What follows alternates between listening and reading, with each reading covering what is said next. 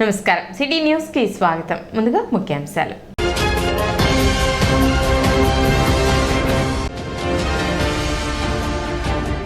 రాముని ప్రతిష్ఠ సందర్భంగా వాడవాడల రామనామ స్మరణతో మారుమ్రోగిన తెనాలి.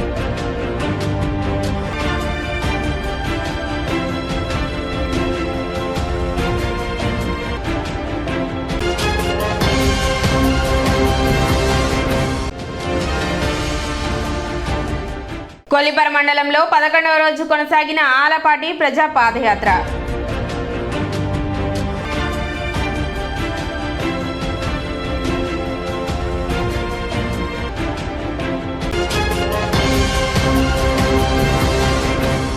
రోజు మాజీ మంత్రి ఆలపాటి ప్రజా పాదయాత్ర కొల్లిపర మండలం దావులూరు గ్రామం నుండి ప్రారంభించారు. ప్రజలకు జగన్ ప్రభుత్వ వైఫల్యాలను తెలియజేస్తూ చేస్తున్న పాదయాత్ర 11వ రోజుకు చేరుకుంది. దావులూరు నుండి ఉదయం 9:30 ప్రారంభించిన యాత్ర తూములూరు, యాదవపాలెం, క్రిస్టియన్ పాలెం, చింతలపాలెం నుండి పాత బొమ్మవానిపాలెం, కొత్తూరు లంక చేరుకుంది. దారి పొడవునా ఆలపాటికి మహిళలు హారతులతో ఘనస్వాగతం పలికారు. ఈ సందర్భంగా ఆలపాటి మాట్లాడుతూ, గత ప్రభుత్వంలో మేము చేసిన అభివృద్ధి తప్ప ఈ గ్రామంలో జగన్ ప్రభుత్వం చేసిందేమీ లేదన్నారు. ఇల్లు ఉచితంగా కట్టిస్తామని హామీ ఇచ్చి ఇంతవరకు దానిని పూర్తి చేయలేకపోయారని ఆరోపించారు. రోడ్ల నిర్వహణలో దారుణంగా విఫలమైన ప్రభుత్వం జగన్ ప్రభుత్వాన్ని ఆలపాటి దుయ్యబట్టారు.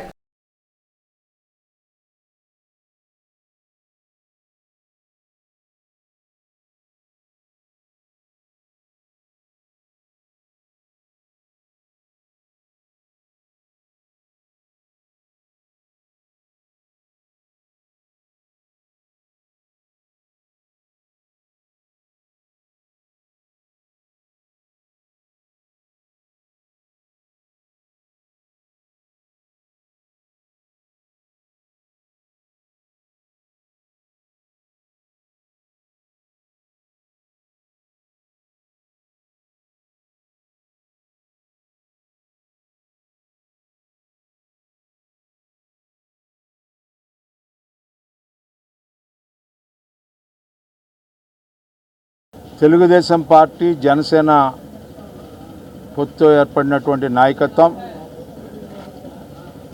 ఆ నాయకత్వంలో చంద్రబాబు నాయుడు గారు, పవన్ కళ్యాణ్ గారు, లోకేష్ గారు కలిసి ప్రజలకు ఇచ్చినటువంటి భరోసా తెలియజేయడానికి ఈ యాత్ర ప్రారంభమై 10 రోజులు కావస్తూ ఉంది. ఏ గ్రామంలో చూసినా కూడా సంక్షేమం లేదు, అభివృద్ధి లేదు. వీళ్ళు చెప్పే సామాజిక మార్పుకి సంకేతం కూడా ఎక్కడ కూడా కనపడినటువంటి అంశం. మేము కట్టిన గుడులు కానీ, శ్మశానం కానీ, మేము చేసిన అభివృద్ధి తప్పితే ఇంకెక్కడ కూడా కనపట్ల. వీళ్ళు చేసిన అభివృద్ధి ఏంటంటే సొంత ఇంటికల సాకారం చేస్తామని చెప్పి పేదవాడిని మోసం చేసినటువంటి సంఘటన. రూపాయికే ఇల్లు కడతానని చెప్పి అప్పులు పాలు చేసినటువంటి సందర్భం. ఎవరికి ఏ రకమైనటువంటి ఆ హామీల ద్వారా వాళ్ళ యొక్క జీవితాల్లో మార్పు జరిగినాయి. పేదవాడిని ఇంకా పేదవాడిగా చేయడానికి ప్రయత్నించిందని చెప్తే ఈ ప్రభుత్వం ఇవాళ ఆనాడు చంద్రబాబు నాయుడు పుణ్యమా అంటూ దళితులకి జగజ్జీవన్ రావు జీవన జ్యోతి పథకం కింద ఉచిత విద్యుత్తునిస్తే మిగతా వర్గాలకి మీ వల్ల ఈ రోజున విద్యుత్ ఛార్జీలు ఎంత భారమైనవి అనేది ఒకసారి గుర్తు తెచ్చుకోవాల్సిన అవసరం ఉంది. నేను ఎక్కడో సమస్య చర్చించదలుచుకోవాలా. ఈనాడు నిత్యం అనుభవించే సమస్య సామాన్య మానవుడి మీద 9 సార్లు కరెంటు పెంచి రకరకాల ట్రూ అప్ ఛార్జెస్ అని చెప్పి ఈ రోజున మోయలేనంత భారం. కరెంటు ఉన్నా లేకపోయినా పర్లేదు అనేటువంటి భావానికి ప్రజలు వచ్చారు. అంటే మీరు ఏ రకమైన పాలన అందిస్తున్నారని చెప్పి పేదవాడికి నేను అడుగుతూ ఉన్నాను. పోనీ గ్రామీణ ప్రాంతంలో రైతులకి ఏమన్నా, రైతు కూలీలకి ఏమన్నా వెసులుబాటు కలిగిస్తున్నారా అంటే ఇవాళ రెండో పంట ఏ పంట అయినా వేసుకొనేయండి. అది మొక్కజొన్న, జొన్న, లేకపోతే పెసర, మినుమ, లేకపోతే కంద, లేకపోతే ఏదైనా సరే నీటి వస్తు ఉన్న ప్రాంతంలో కూడా నీరు కరువైపోతూ ఉంటుంటే రైతు ఏ రకంగా పంట పండించుకుంటాడని చెప్పి నేను అడుగుతా ఉన్నా. కనీసం అంతర్గత రోడ్లు కడితే మేము గతంలో రోడ్లు వేస్తే దాదాపు 25,000 కిలోమీటర్ల రోడ్లు వేసినటువంటి ఘనత చంద్రబాబు నాయుడు గారిది. మరి ముఖ్యంగా పల్లెల్లో వెనకబడ్డ ప్రాంతాల్లో కానీ పల్లెల్లో కానీ దాదాపు 10,000 కిలోమీటర్లు వేసినటువంటి ఘనత చంద్రబాబు నాయుడు గారు. దానికి డ్రైన్లు కూడా కట్టలేనటువంటి. స్పందన ద్వారా సబ్ కలెక్టర్ కార్యాలయంలో 10 అర్జీలు అందాయని సబ్ కలెక్టర్ ప్రకాష్ జైన్ తెలిపారు. సబ్ కలెక్టర్ కార్యాలయంలో ప్రతి సోమవారం నిర్వహించే గ్రీవెన్స్ లో సబ్ కలెక్టర్ కు 10 అర్జీలు అందాయి. వాటిని వీలైనంత త్వరగా పరిష్కరించేలా చర్యలు తీసుకుంటామని సబ్ కలెక్టర్ ప్రకాష్ జైన్ తెలిపారు.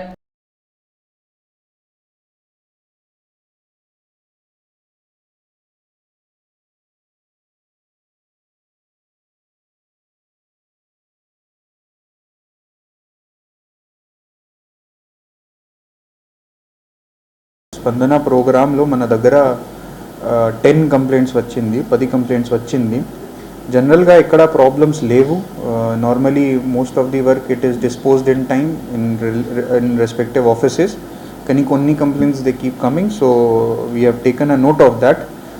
Mostly these are usual complaints which we will take action on immediately. అన్నీ ఇక్కడ డిపార్ట్మెంట్ సంబంధించి కంప్లైంట్స్ ఉన్నాయి, అక్కడ we have informed them and action will also be taken. ఒక జనరల్గా distribution, if you look at the distribution, revenue department సంబంధించి 2 complaints వచ్చింది, police department సంబంధించి 3 కంప్లైంట్స్ వచ్చింది, ఎలక్ట్రిక్ డిపార్ట్మెంట్ నుంచి 1 కంప్లైంట్ వచ్చింది, ఎక్సైజ్ డిపార్ట్మెంట్ తర్వాత MTMCలో 1 కంప్లైంట్ వచ్చింది. 2 కంప్లైంట్స్ ఫర్ అబౌట్ వైఎస్ఆర్ బీమా and they was a general representation, అదే మాత్రమే. సో తెనాలి డివిజన్లో పని చాలా బాగా జరుగుతుంది. కంప్లైంట్స్ అయితే మేము యాక్షన్ తీసుకుంటాం. అదేవిధంగా తహసీల్దార్ కార్యాలయంలో నిర్వహించిన గ్రీవెన్స్ ను తహసీల్దార్ రవిబాబు స్వీకరించారు.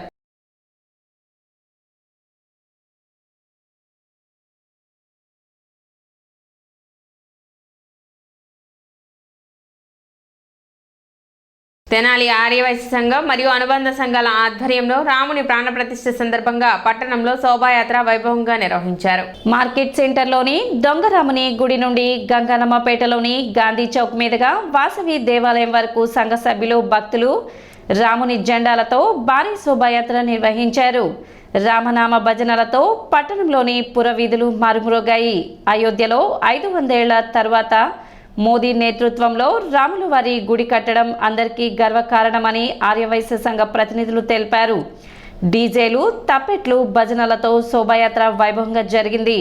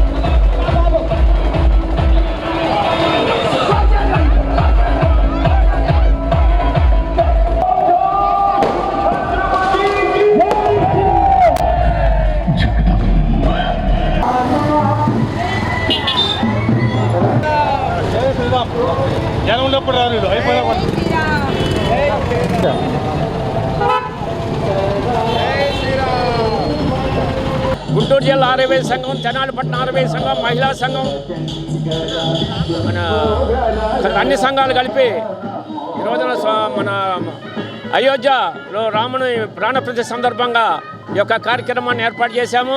ఈ కార్యక్రమం అంతా కూడా మరి 500 సంవత్సరాల క్రితం నుంచి పరిష్కారం కానీ అయోధ్య రామ మందిర నిర్మాణాన్ని ఈ బీజేపీ గవర్నమెంట్ మరి దాన్ని పరిష్కారం చేసి సుమారు 1500 కోట్లతోటి మరి రామ మందిరం నిర్మించడం జరిగింది. ఈ రోజున మధ్యాహ్నం 12:25 ప్రాణప్రతిష్ఠ చేస్తున్నారు. ఆ సందర్భంగా ఈ రోజున రాముల వారి గుడి దగ్గర నుంచి కూడా శోభాయాత్ర బిగిన్ చేసుకుంటూ చాలామంది ఊరేగింపుగా బిగిన్ చేసుకుంటూ మళ్ళీ రాముల వారి గుడికి చేర్చబడుతుంది. రామాలయం గుడి దగ్గర నుంచి శోభాయాత్ర ప్రారంభమైంది. గాంధీ చౌక్ మీదుగా రామాలయం నుంచి వేలాది భక్తులు పాల్గొన్నారు. ఇంకా పాల్గొవాల్సిందని కోరుతున్నాం. ఇట్లా తెనాలిపట్నం ఆర్యవైశ్య సంఘం మరియు దాని అనుబంధ సంస్థల ఆధ్వర్యంలో ఈరోజు శ్రీరామ మందిర నిర్మాణం జరిగి ప్రతిష్ఠ జరుగుతున్న సందర్భంగా తెనాలిపట్నంలో శోభాయాత్రగా చేస్తున్నాం. ఈ కార్యక్రమానికి విచ్చేసిన భక్తులందరికీ ఆ శ్రీరామచంద్ర ప్రభువుని ఆశీస్సులు ఉండాలని మనసారా కోరుకుంటూ తెనాలిపట్నం ఆర్యవైశ్య సంఘం మరియు దాని అనుబంధ సంస్థలు శ్రీరామ భక్త అంగన్వాడీలు విజయవాడలో ఆందోళనలకు హాజరవ్వకుండా పోలీసులు వారిని అరెస్ట్ చేసి స్టేషన్లకు తరలించారు. వన్ టౌన్ పోలీస్ స్టేషన్లో ఉన్న అంగన్వాడీలకు మద్దతుగా టీడీపీ మహిళలు వారికి సంఘీభావం తెలిపారు. అంగన్వాడీల న్యాయమైన కోరికలు తీర్చడంలో విఫలమైన ముఖ్యమంత్రి జగన్ వారిని అర్ధరాత్రి అరెస్ట్ చేయించి పోలీస్ స్టేషన్లకు తరలించడం దారుణమని అన్నారు. మహిళలకు న్యాయం చేయలేని ముఖ్యమంత్రిని త్వరలోనే గద్దె దించుతారని టీడీపీ మహిళలు ఆగ్రహం వ్యక్తం చేశారు. నిన్న మధ్యాహ్నం నుంచి అంగన్వాడీ వాళ్ళు ఏ దీక్ష చేసినా ఏ శిబిరాలకు వెళ్ళినా ఏ కార్యక్రమానికి వెళ్ళినా కూడా అన్నిత్యం వెంటపడుతూ పోలీసులు 41 నోటీసులు ఇవ్వడానికి ప్రయత్నించడం అనేది చాలా బాధాకరం. అసలు ఏం చేశారండి అంగన్వాడీ వాళ్ళు? ఏం చేశారు? 40 రోజుల నుంచి రోడ్ల మీద కూర్చున్నారు. ఎవరన్నా దాని గురించి స్పందించారా? ఎవరన్నా దాని గురించి మాట్లాడారా? ఎందుకు మాట్లాడరు మీరు? అదే ఇంకెవరన్నా ఏదైనా ప్రోగ్రామ్ చేస్తే మాత్రం మొత్తం పొలం అనుకుంటూ వచ్చేస్తారు. ఇంకో 2 నెలల్లో జనాలందరూ మహిళలే వాళ్ళ ఓట్లతో నీకు సమాధానం చెప్పే టైం వస్తుంది. ఆ 2 నెలల కోసం మేము వేచి చూస్తున్నాము. నువ్వు కూడా వేచి చూస్తూ ఉండి ఆ జగన్మోహన్ రెడ్డి గారు ఓటుతో ప్రతి ఒక్కళ్ళు సమాధానం చెప్తారనమాట. అంగన్వాడీ వాళ్ళకి ఇక నుంచి అయినా వాళ్ళకి భద్రత కల్పించాలని చెప్పేసి తెలుగు మహిళల తరపున కోరుకుంటున్నాం. కార్యక్రమంలో పరచూరి రమ్య, రమాదేవి, కౌన్సిలర్ బోయపాటి అరుణ, దేవినేని రమాదేవి తదితరులు పాల్గొన్నారు. అంగన్వాడీ వాళ్ళు దాదాపు 40 రోజుల నుంచి దాదాపు 30 రోజుల నుంచో ఏమో వాళ్ళు దీక్షలు చేస్తూ వాళ్ళ డిమాండ్స్ కావాలని చెప్పి వాళ్ళకి ఇవ్వాల్సిన రాయితీ వాళ్ళకి ఇవ్వాలని రోడ్ల మీద వాళ్ళ పిల్లల్ని అందరినీ వదిలిపెట్టేసి వచ్చి వాళ్ళు దీక్షలు చేస్తుంటే అన్ని చోట్ల ఇవాళ వాళ్ళు విజయవాడ ధర్నా చౌక్ వాళ్ళ నాయకుల్ని వెళ్ళి కలిసి అక్కడ కూర్చుందామని చెప్పి తెల్లారగట్ట వెళ్దాము అని అనుకున్న టైంలో 4:30 ఆ టైంలో ఇళ్ళకెళ్ళేసి పనుకున్న వాళ్ళని మంచాల మీద నుంచి లేపి వాళ్ళని ఇట్లా స్టేషన్లకి తీసుకొచ్చి కూర్చోబెట్టడంలో ఈ సైకో ముఖ్యమంత్రికి ఎట్లా మరి అతనికే చెల్లింది ఇది. వాళ్ళ డిమాండ్స్ తీర్చండి, వాళ్ళకి కావాల్సిన రాయితీలు వాళ్ళకి ఇచ్చి మీరుగా బయటకు వచ్చి ఇస్తే బాగుండు. మళ్ళీ రోడ్ల మీదకి వచ్చి మేమందరం కూడా ఇలాంటి పరిస్థితికి తీసుకురాకుండా ఉంటే బాగుండు. తెనాలి కృష్ణ బలిజ సంఘం ఆధ్వర్యంలో శ్రీరామ విగ్రహ ప్రతిష్ఠ కార్యక్రమం సందర్భంగా శ్రీరామ వేడుకలు ఘనంగా నిర్వహించారు. శ్రీరాముడు రాకతో భారతదేశం, ఆంధ్రప్రదేశ్, తెలంగాణ అభివృద్ధి పదంలో పయనించాలని సంఘీయులు వేడుకున్నారు. తెనాలి కృష్ణ బలిజ సంఘం కమ్యూనిటీ హాల్ వద్ద ఘనంగా నిర్వహించారు. తెనాలి నియోజకవర్గం కృష్ణ బలిజ సంఘం అధ్యక్షులు కావేటి వేణుగోపాలరావు, కృష్ణ బలిజ సంఘం గౌరవ అధ్యక్షులు కోలా వాసు, నాయకులు అన్నం మురళి, పట్టెం హరి, బత్తుల నరసింహారావు, ఎర్రంశెట్టి వేణు, సతీష్, రవి, కె సాంబశివరావు, అప్పలరాజు, శేఖర్ పాల్గొన్నారు. ప్రపంచం మొత్తం ఎంతో ఆసక్తిగా ఎదురుచూస్తున్న భారతదేశం గర్వించదగ్గ శ్రీరామ ఆలయం అయోధ్యలో నిర్మించడానికి తలపూనిన నరేంద్ర మోదీ గారికి ప్రత్యేకంగా మా తెనాలి కృష్ణ బలిజ సంఘం తరపున ధన్యవాదాలు తెలియజేస్తున్నాం. అలాగే గత 45 సంవత్సరాలుగా తెనాలిలో శ్రీరామనవమి వేడుకలు అంటే ఎంతో మా పెద్దలు మాకు అనివార్యంగా ఇక్కడ నిర్వహించడానికి తమ వంతు బాధ్యతలు అప్పగించారు. ఇక్కడ ఇస్లాంపేట 18వ వార్డు 17వ వార్డు కలిపి శ్రీరామనవమి వేడుకలు ఎప్పుడు ఎంతో ఘనంగా నిర్వహిస్తాం. అలాగే ఎప్పుడు నిర్వహించే ఈ కార్యక్రమాన్ని ఎంతో ఘనంగా ఈరోజు కూడా స్వామివారి విగ్రహ ప్రాణ ప్రతిష్ఠ జరుగుతుంది. కాబట్టి మేము సైతం అంటూ ముందుకు వచ్చిన మా కృష్ణ బలిజ సంఘ కమిటీ సభ్యులకి, పెద్దలకి, యువతకి, అలాగే ఈ కార్యక్రమాన్ని పాల్గొనడానికి విచ్చేసిన మహిళలకి అందరికీ ప్రత్యేకంగా ధన్యవాదాలు. ప్రపంచవ్యాప్తంగా ఎప్పుడా అని చెప్పి ఎదురు చూస్తూ ఉన్నాం. ఈరోజు 12:30 ప్రాణ ప్రతిష్టాపన చేసినటువంటి శ్రీ బాలరాముల్ని ఈరోజు ప్రపంచవ్యాప్తంగా చూస్తూ ఉన్నారు. ఏ విధంగా అయితే శ్రీరాముడే దైవంగా ప్రపంచవ్యాప్తంగానే కాదు ప్రతి ఒక్కరూ కూడా ఇంట్లో ఎవరైనా ఉంటే రాముడు ఏకపత్ని వ్రతుడు, ఆయనే దైవంగా కొలవాలని చెప్పని ఇంట్లో ఉన్నటువంటి పెద్దలు కూడా చెప్తూ ఉంటారు. అదేవిధంగా ప్రతి సంవత్సరం 45 సంవత్సరాల నుంచి కూడా ఇక్కడ 17-18 వార్డుల్లో కుల మతాలకు అతీతంగా ఇక్కడ కృష్ణ బలిజ సంఘీయులు ఇక్కడ కార్యక్రమం ఏర్పాటు చేస్తూ ఉంటారు. అదేవిధంగా ఈ కార్యక్రమంలో కృష్ణ బలిజ సంఘీయులే కాకుండా 2 కమిటీల వారు కూడా, గణేష్ కమిటీ వారు, కృష్ణ బలిజ సంఘంలో శ్రీరామ కమిటీ వారు కూడా. ఇప్పుడు ఒక చిన్న విరామం.